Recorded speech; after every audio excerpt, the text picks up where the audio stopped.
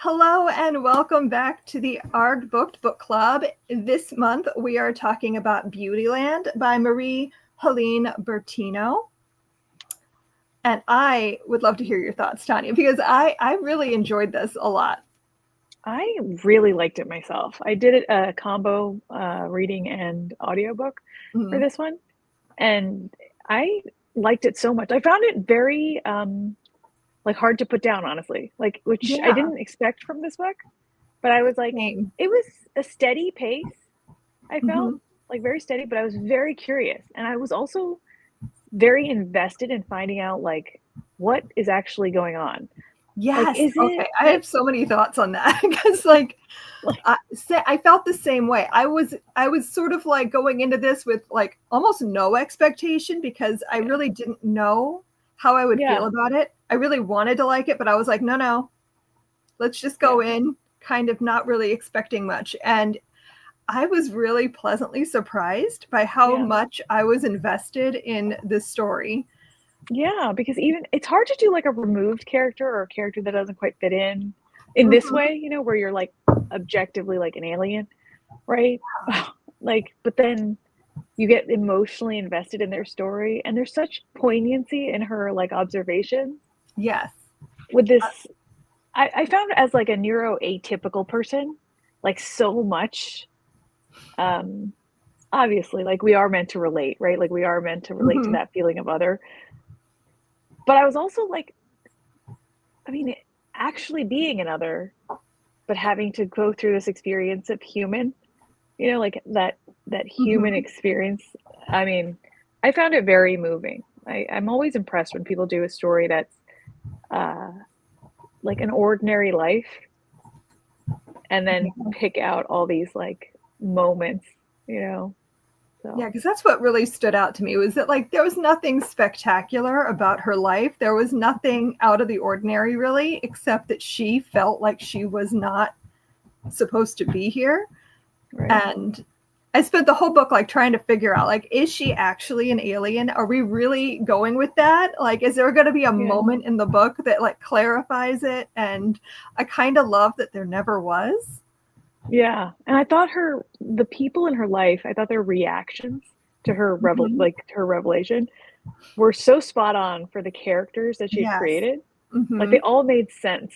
It's like, especially like the mom and the best friend. Like I was like, that is how like someone who loved you in this particular way would probably respond.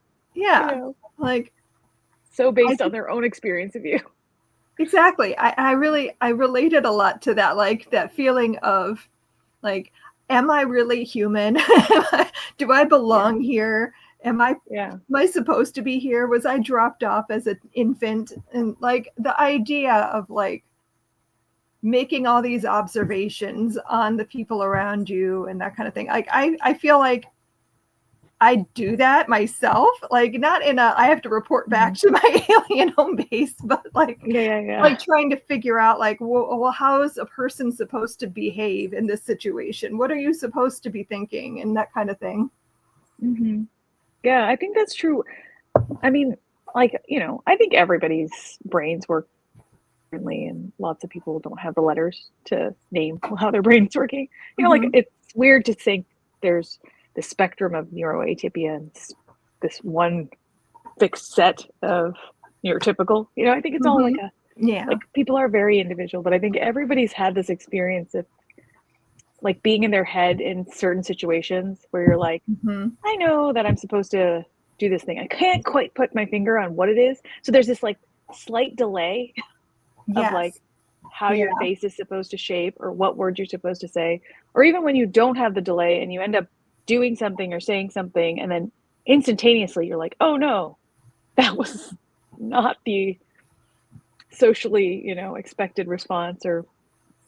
And I mean, I think all of that, right, is part of the struggle of finding your people and finding your place and like that comfort in your skin, like moving through the world. So yeah, I really enjoyed this story so much more than I expected to. And part of me wanted to know for sure, is she an alien? But I think I really liked the ambiguity of it. The just like, well, maybe we're all a little bit like an alien and we're not supposed to know if we're supposed to be here. And I love the facts responses that were kind of like matter of fact. Or like, yes, this sucks. Like it will forever. This is what parents do. Or this is, you know, like it was very,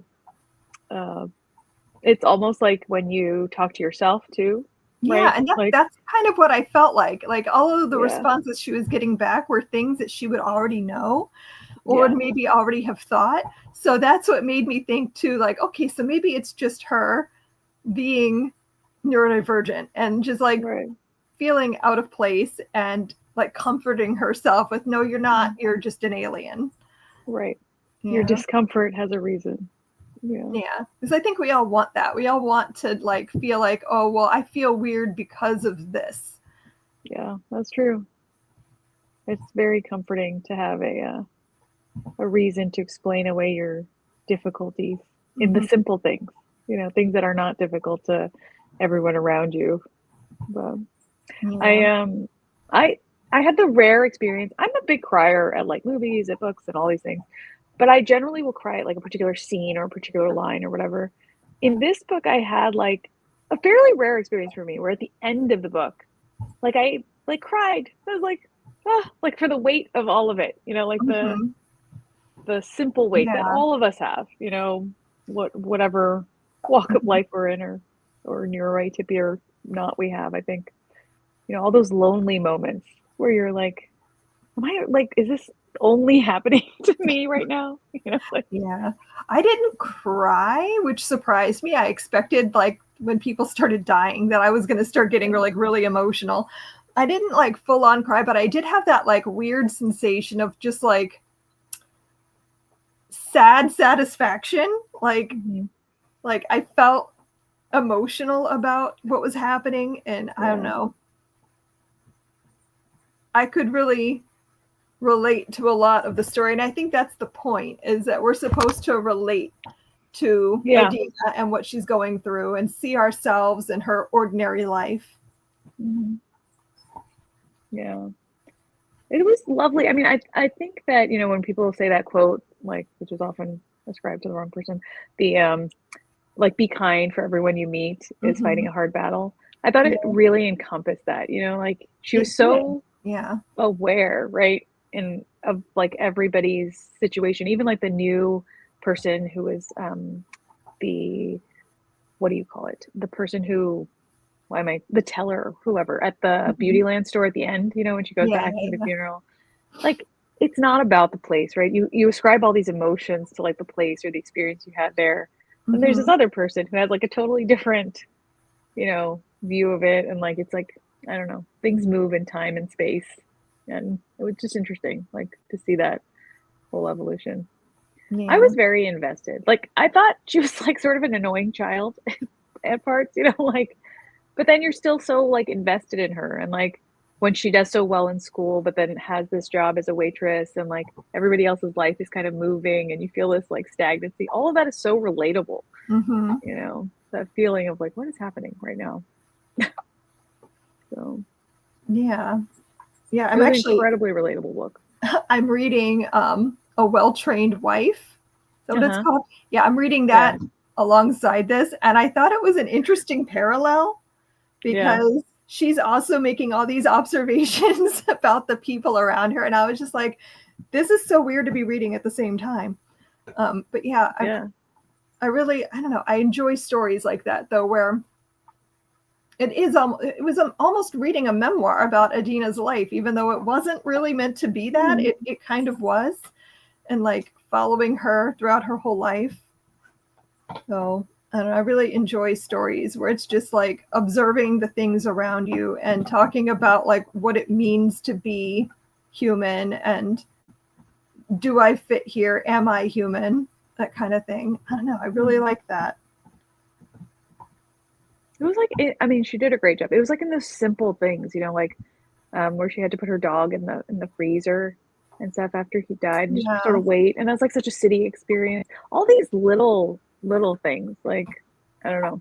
It was very interesting. The balloons, the birthday party, like, you know, like balloons. Yeah. how many balloons you get. Those things are so, everyone has those little moments. So it was great. I mean, yeah, it was a solid 5 stars for me. Yeah, I gave it 4.5 stars. I really liked it. I didn't cry. That was the half star I took off. It's like, I thought if I cried, that would totally be a 5 star. For me, it was a 4.5 star, and then I cried, and I was like, I guess it's a 5 star. I like literally thought that word to myself. So it was so close. Yeah. Yeah. I do think, though, that this will be a book that I think about for a long time. I really want to go back and read it again because I just listened to it. Because I started the audio first, and then I was going to go pick up in the book, and I realized, oh, I have no idea where I am in the book because there's no chapters. Yeah, exactly. And so I was just like, never mind, I'll just listen. So I only listened to it, and there were so many passages that I was just like, oh, that was really deep. Yeah. I really wish I could tab it, but I have no idea where it is. So I want to go back and read it with my eyes so I can like go and tab all the little moments, because there were so many lines that really spoke to me in the moment that I don't remember now, and it's bothering me that I can't just like flip through and point them out. But yeah, I definitely want to go back and annotate. Mm-hmm. I could see this being like, I mean, it's interesting because it was so introspective, but I still could see it being an interesting like movie to do. And sort of like in the style of My So-Called Life. Oh my gosh, that would be so good. Yeah. Right? With all her inner monologuing. Exactly. So. I would watch that. Hello.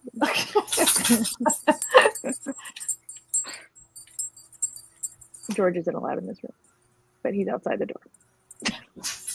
They were both napping, so I was like, oh, I don't have to like put them anywhere. Yeah.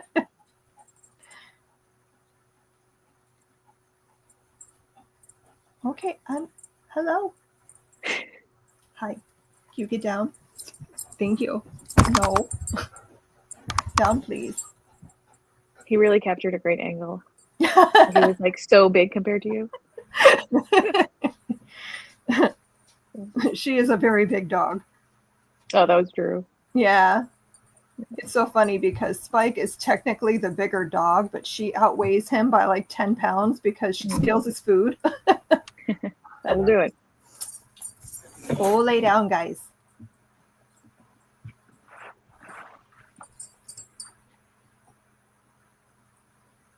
I found a like reading group guide. I was looking through to see if there was anything we could discuss.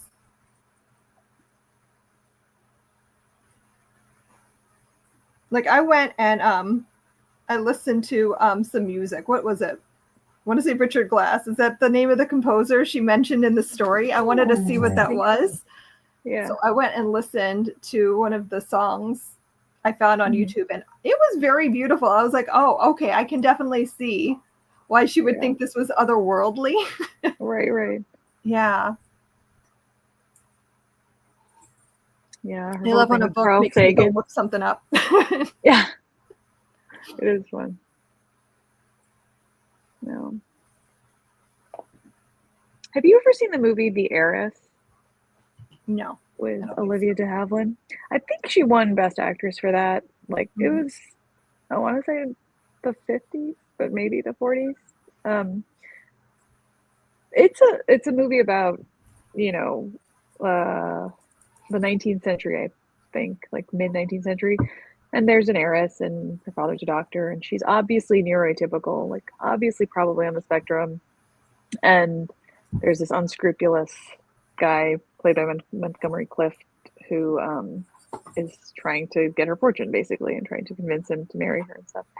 And I don't know, it just occurred to me because I recently saw a clip from it, and I was like, it's like this, like where she looks at her aunt at one point, she's like, I like look at what people say and I look at what people do and I try to do the same thing, but then like the people don't respond. Basically, the people don't respond to me the way that I see them respond to other people. And I feel like that's such a that feeling is on a spectrum for everybody too, right? So she captured it so well, I thought. Yeah, that feeling of like, I'm doing what I think I'm supposed to be doing and what everyone else seems to be doing. But the reaction I get is very different from what I expect back.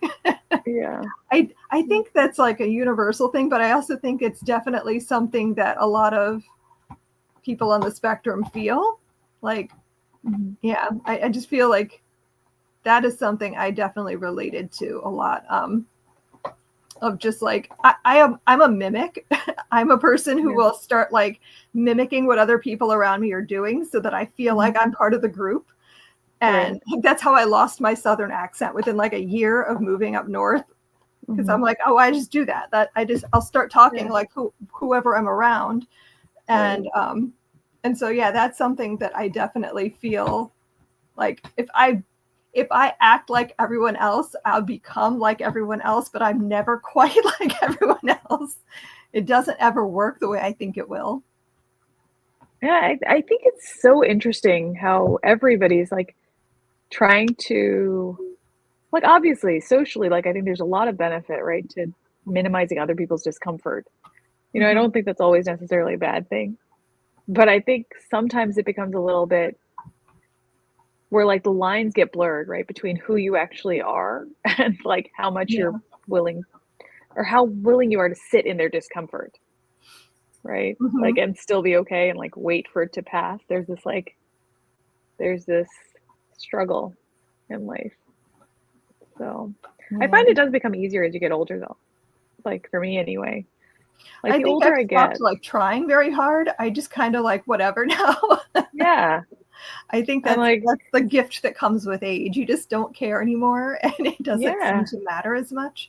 Yeah. It's really freeing. It's really freeing when you first start experiencing like sitting with somebody's discomfort with you and you're just like, well, I guess that's going to be your problem, like not mine.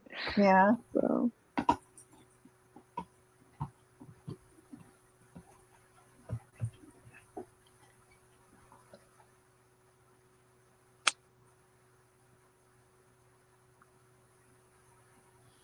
Oh, okay. Here's someone we can talk about. Adina's summer at the shore culminates with her encounters with Amadeo and the J Girls. Revisit this pivotal moment in Adina's life. What realities about human behavior, both good and bad, does it reveal to her?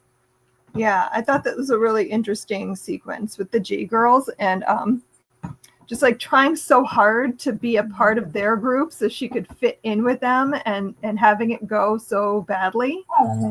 Yeah. That was a painful. It was hard to sit with that movie experience. Yeah. Like that was like a Brat Pack movie. Yeah. Yeah. That was tough. Those are those things. I remember, I don't know, like there are some things where you just know it's going to go south and you have this like sick feeling of dread. And I thought like, that was definitely that. Like she knew, even though she was surprised, like knew exactly what was going to happen when they walked back in there. Yeah. That feeling of hopefulness, it was hard to listen to that because I was like, oh, I know where this is going to go. And I understand why she thought it wouldn't go there. But yeah, it's hard because it's another one of those, like, I did everything I'm supposed to do. I followed the rules and I did what you guys told me to do and it should have worked. Yeah.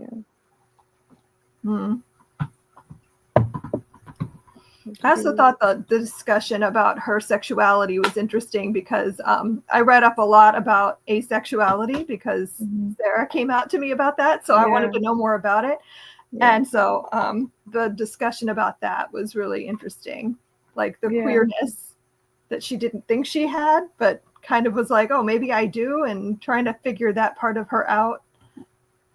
Yeah, I thought that was really well done. Because you can have so much affection for people and you can have, you know, like, and you're waiting, right? The waiting I thought she described really well because particularly before you have any experiences, you don't know, right? Like what it should be. I mean, you've read things, you've seen things, you've heard things, but like you're waiting to see whether you're that thing also.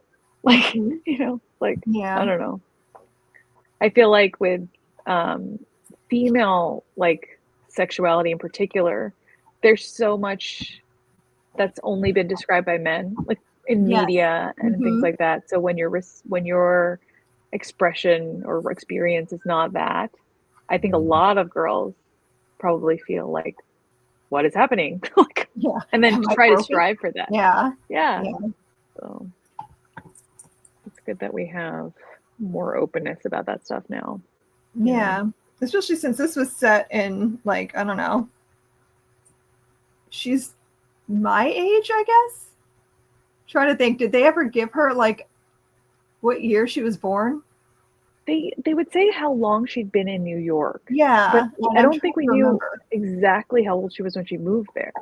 Yeah. Like, I want to say early 20s because it was like she had been a waitress for a few years at that point in her town.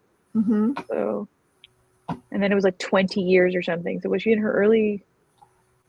There was definitely like when you've spent. She said at one point when you spent 15 years in New York. Yes, she did. She did say that, and I was like, oh, okay. Yeah.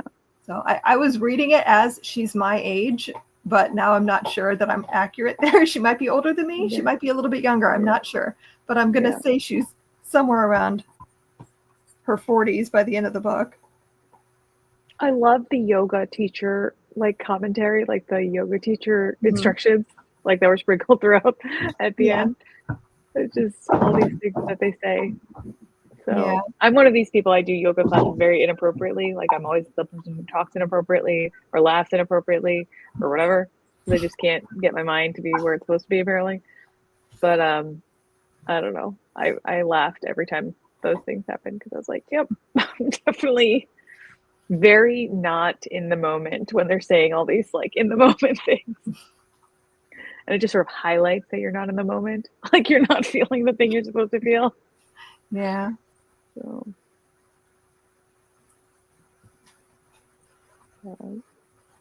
yeah, I can't even do yoga. I'm so distracted all the time. I don't do anything that I have to meditate because I can't.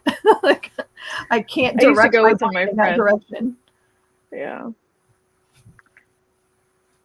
It's, what did you think about the book she wrote and how the book was kind of the same thing what we were reading? I really enjoyed that. That was a fun little like meta moment where they're all debating the same thing we are. Like, okay, but is she an alien? Yeah, and there's so much response because so many people feel this way. That whole experience of being together, it was I grew so fond of her. I love books where I grow so fond of someone, you know, for all their little foibles and observations and everything else. Like, I don't know.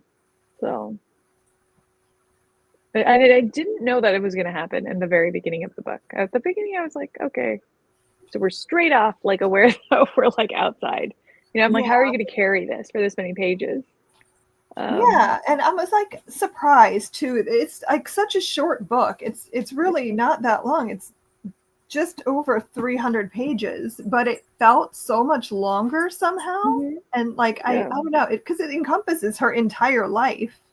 Yeah. And so it kept feeling like this was like a 500-page book, but it wasn't. And I thought that was really interesting that I could become so invested in a person's whole life in under 300 pages or just at 300 pages. Yeah. It was, she did a masterful job.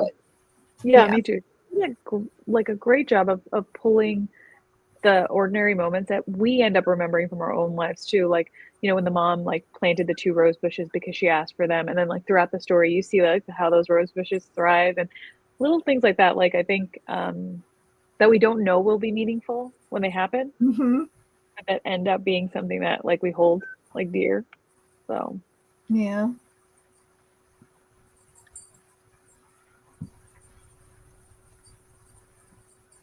Well, here's an interesting question. At the end of the story, Adina's superiors instruct her to summarize Earth in a final 1-word transmission. What word do you think Adina sends? And if you received the same prompt, what single word response would you fax back? Well, that's an interesting question. That is an interesting question. My immediate thought was just confusing. Yeah, I can see that. I can see confusing. Like, I think it's definitely something along that lines, right? Of something about how there isn't an answer, really. No, like, yeah. if there was a question in the first place, like there's, I never felt like I think it was really interesting, her social media post at the end, where she like goes on, or not her post, but she goes on and like sort of just says, I haven't been here. Like, what did you think of it? And she hears all the responses. She's like, thank you. And that's it. I think something along the lines of how that made her feel, like maybe not so alone, like not so separate, or that everyone feels that way. Something. So. Yeah, it kind of makes me think of the Hitchhiker's Guide to the Galaxy and the answer to life, the universe, and everything. 42. It's just 42, and it's like, okay, yeah, that makes sense. Yeah, exactly. Yeah, because it's always confusing, and it never goes the way you think it will, and people don't always react how you expect them to, and I think that's the thing, is that we're all alone, even though we're surrounded by people, and we're always in our own heads and trying to understand, and we don't communicate well, which I always think is so weird, because like that's what sets humans apart, is that we have this ability to talk to each other and tell stories and communicate, but we're not great at it because we're always messing it up. Yeah, and I think we have so many expectations of other people's reactions, and I think the differences that we have in how we perceive the world. Like when I was younger, I never thought like the perceptions were so vastly different, like in little things, like the way you would perceive, a greeting, or like somebody passing you in the street and like saying hello or not saying hello, or, the eye contact they make with you or not, just little things like that. The way people perceive like normal, innocuous comments and statements and things, like, I don't know. I think that's part of it, right? We have this real-time expectation of like rightness. I think, like our big brains are already thinking about what we expect, and then we receive it, and then we have to think about what that meant. And it's, I don't know. I think it is weighed and colored so much by our own individual experiences, which are huge. So it's true. Yeah. So, I saw something really interesting about therapy in that way, where there is now this like pushback against this like continuous therapy and all this stuff, but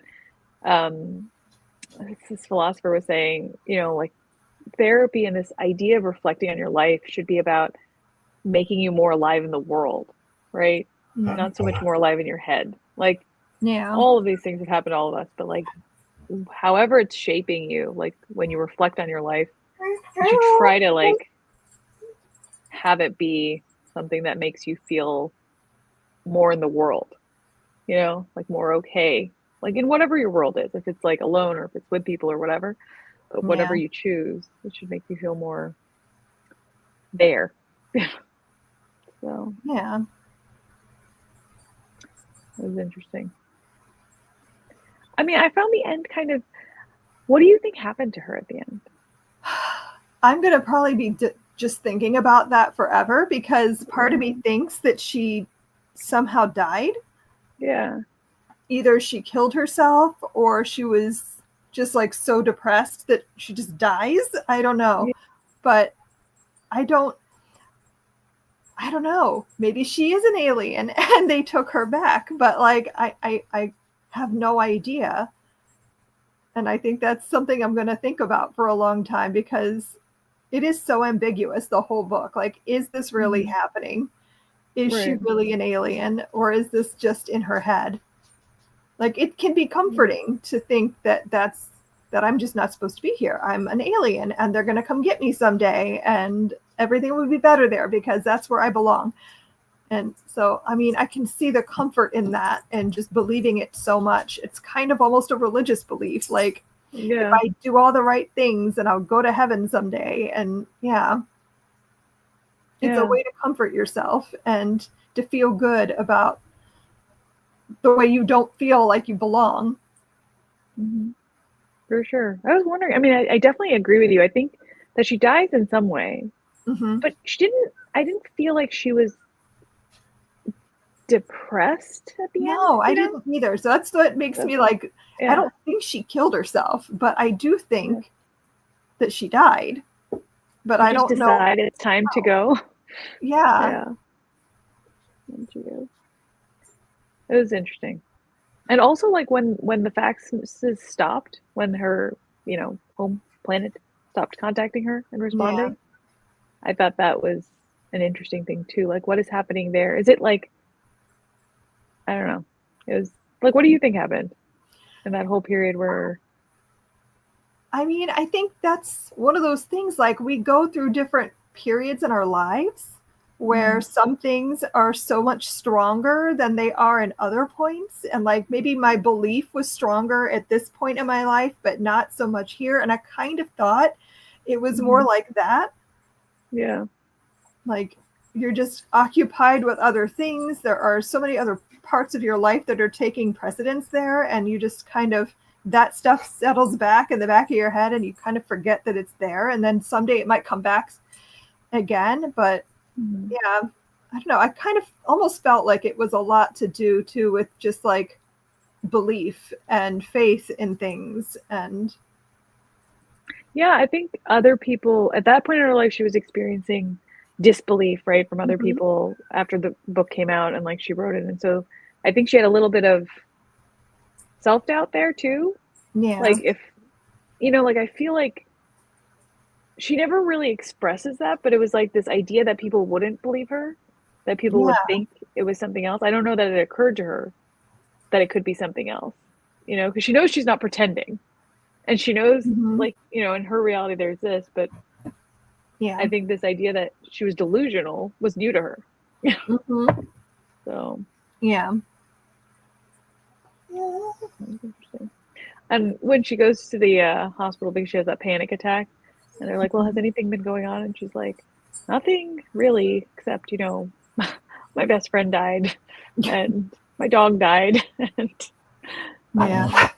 all of these things. I broke up with my boyfriend. So, yeah. But. Is this her debut novel? I want to say it is, but now I'm not sure. Let me look at the back. Oh, she has some other story collections and things. So no, this is not a debut.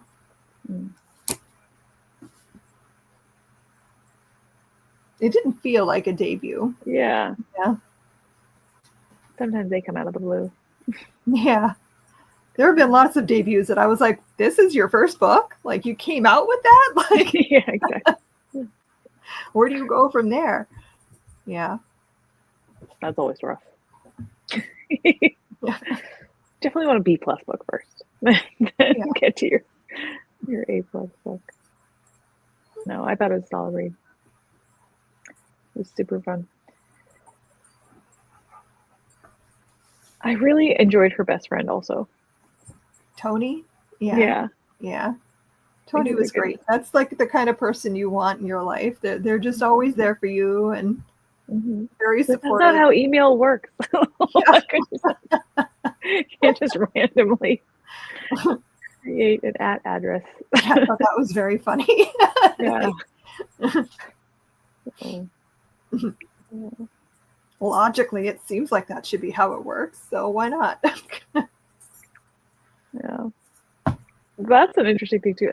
I mean, I don't know. I think internet interaction and things like this is so interesting to think about.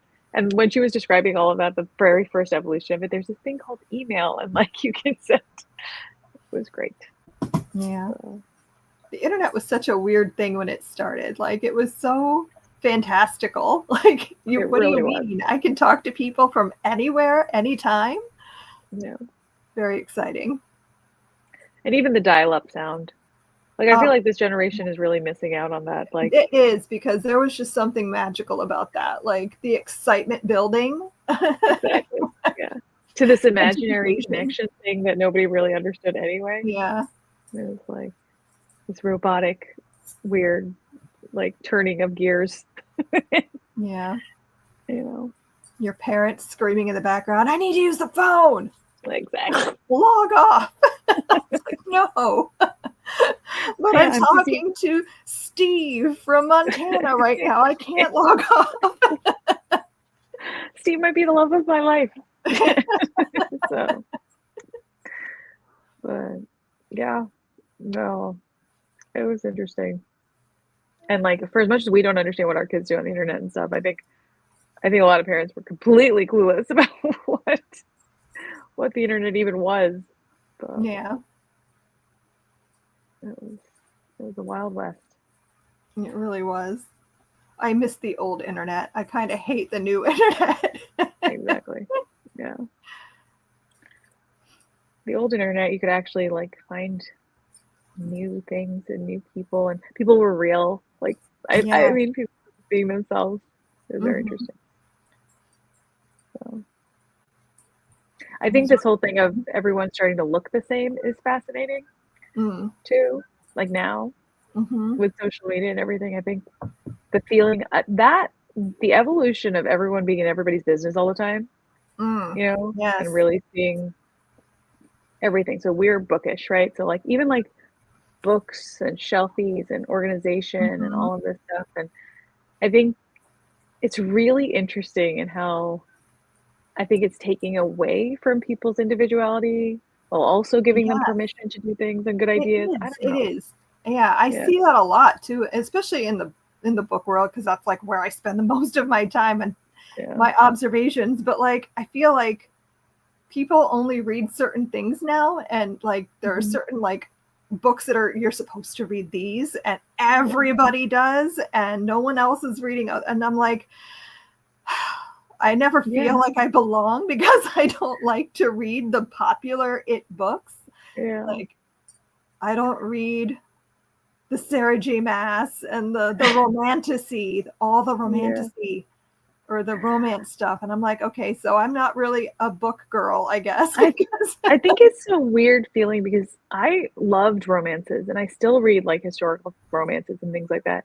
And I love fantasy. And then when the romanticy thing started, this is going to sound obnoxious. It is like, I mean, I even do the podcast, right, with my friends on a lot of romanticy stuff. I find it like some of it's really fun to read and a real comfort read and all of these things. But there are people who are very popular booktubers and book talkers and things like that.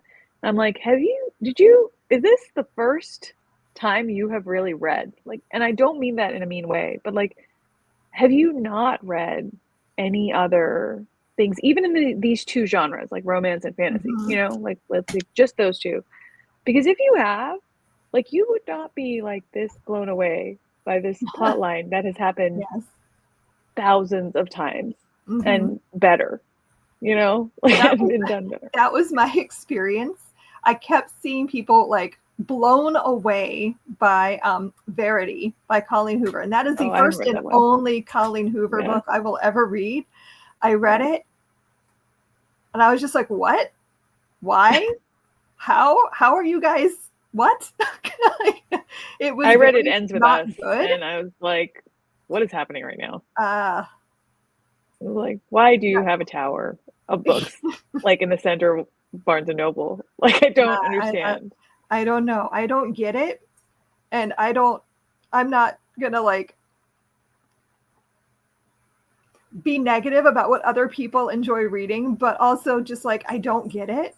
And I don't feel like I'll ever understand the appeal of certain I'm going to be negative. Like, I'm not negative about everything. I really am not. Like, I think there's so much merit in like fluff reading, honestly. Like, I think people can use books for whatever purpose they want. Yeah. I read a lot of middle grade when I need a fluff book. I'm like, oh, it's time for me to read some middle grade. I need to like, like that's when I read my like romances. Yeah. You know, I'm like, I can finish this tonight. I know exactly how it's going to end. I'm not going to have any emotional upheaval whatsoever. And it's fine. Like, everybody has their chosen comfort food. But if this is all you're reading, that can become also problematic. Fine. Yeah. Yeah. I'm like, you do you, but also please don't tell me that this is like the best book that's ever been written. Like, please don't use those words because then I get mad. Yes. Oh my gosh, yes. And there's a whole lot of like people upset on social media in the book world talking about how like these people who only ever read Sarah J. Maas and think that is the only thing that exists get so like this author copied them, and it's like, no, fae exist in other stories. Exactly. Like she didn't invent the fae. Like, what do you mean? Like, or the dragon thing. I'm like, if you haven't read Dragon Riders of Pern, like, I don't want to hear you talking to me about, what is that book that everyone loves? I hated it. The dragon riding one. I know what you're talking about. Like Iron Flame or something is the new one, but like I tried to read the first one in that series. It's terrible. I didn't like it. I DNF'd it. I was like, you know what? I don't want to be that person on the internet, so I'm just not going to finish it. It was terrible. But I was like hopeful because I was like, I like dragons. This sounds fun. Yeah. But it was like people had like never heard of dragons before. They were like, and there's dragons and you can ride them. Oh, okay. This is a pet peeve. This has nothing to do with this Beautyland book. Sorry, guys. Fourth Wing. That's it. Fourth Wing. Yes. When she started talking, at one point, they talk about how somebody makes her like a saddle for this dragon because she's like small and weak and whatever, that whole trope. And it's like regarded as like this amazing idea. And I was like, what is happening right now? Like nobody thought about this before. She basically has like, osteogenesis imperfecta or something, and nobody thought that a saddle might be helpful. Like, this is so annoying. Like, why isn't everybody on a saddle? Have you never seen horses? What is happening? It's these kinds of things that irritate me. I think everyone should read what they want. I think everyone should enjoy things. Yeah. But I think it's weird when people pretend. People need to keep their opinions to themselves, because sometimes some opinions don't need to be shared, I think. And I think that is like the downfall of social media, is that people feel like they have to share their opinion on everything. And I'm like, you really don't. Yeah. Sometimes you can just keep it to yourself. I tell my kids that all the time. I'm like, that's an inside idea. Like, get that in your head. Yeah, I say that when they say things to their siblings. Yeah. Yeah. The kind. Is it kind? Is it important? Is it true?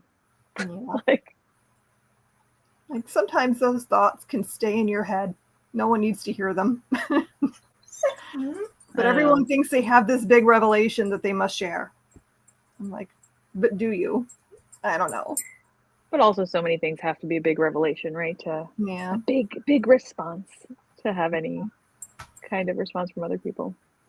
I also think it's fine for people to disagree. Like, this is totally my opinion, Yeah. Yeah.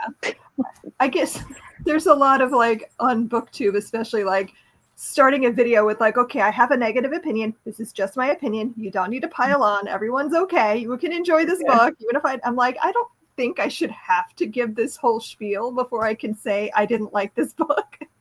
Yeah. I think people have been reading books together or had friends who read. I mean, there's plenty of times I've told a friend like, that's terrible. And then I make fun of them for it for like years.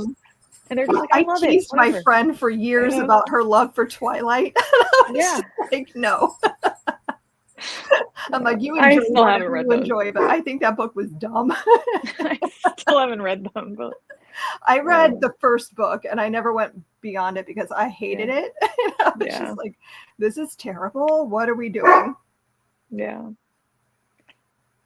I don't know. I'm just like, if you really love the fantasy aspect of things, you should read some like fantasy, like real, great fantasy that has romance and all sorts of things. Yeah. So I like fluff as much as the next person, though. I really do. But I don't run around saying it's like the end all be all of books. So. Yeah, like there are books that I love that I'm like, this isn't for everyone. I don't expect anyone else to like this. Yeah.